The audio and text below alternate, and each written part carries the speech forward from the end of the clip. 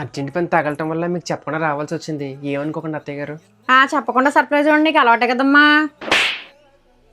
మావయ్య గారు మార్కెట్కి వెళ్ళారమ్మా, ఆయన మాత్రం చెప్పి వెళ్ళారు. కాఫీ తాగుతావు, టీ తాగుతావా? ఏదో ఏదో ఒకటి. అత్తయ్య గారు ఏ రూమ్ వాడుకోవాలి? ఇల్లంతా నీదే నాయనా, మహారాజులో ఏ గది కావాలంటే ఆ గది వాడుకో. అటు వెళ్తా.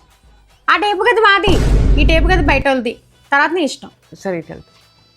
అత్తయ్య గారండి, నా కోసం మీరు ఏమి వండొద్దండి, నేను బయట తినేస్తాను. నా కూతురు నచ్చుద్ది కానీ నా వంట నచ్చదా? బాగానే వండుతానులేండి, మీరేం బయట తినక్కర్లేదు. ఏం వండమంటారు? మీ ఇష్టం అండి. మావయ్య గారు నమస్తే అండి, బాగున్నారా? బాగున్నాను.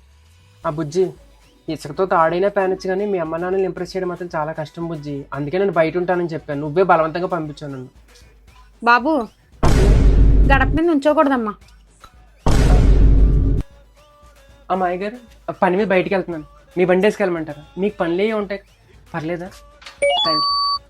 పొట్టు పగిలిపోయింది. మీ వంట చాలా బాగుంది అత్తయ్య గారు. మీ అమ్మాయి చాలాసార్లు చెప్పింది మీరు బాగా వండుతారని, ఈరోజు ప్రూవ్ చేసేసారు. అవునా, అలా చెప్పిందా? పోలే, నీ దగ్గరేనా చెప్పింది. మావయ్య గారండి, అత్తయ్య గారండి, టీ పెట్టాను, తాగండి. అంటే మీకు నచ్చుద్దో లేదో తెలియదు, మరి ఇప్పుడిప్పుడే పనులు నేర్చుకుంటున్నాను మీ అమ్మాయి దగ్గర. ఏంటి, మా అమ్మాయికి నువ్వు సాయం చేస్తావా? ఇద్దరం కలిసి చేసుకోవాలి కదండి, లేకపోతే ఎలాగా? మొత్తం అన్ని తన మీద పెట్టేలేను కదా. ఇదిగో విన్నారా, నువ్వు కూడా టీ తెచ్చుకోమ్మా, కలిసి తాగుదాం.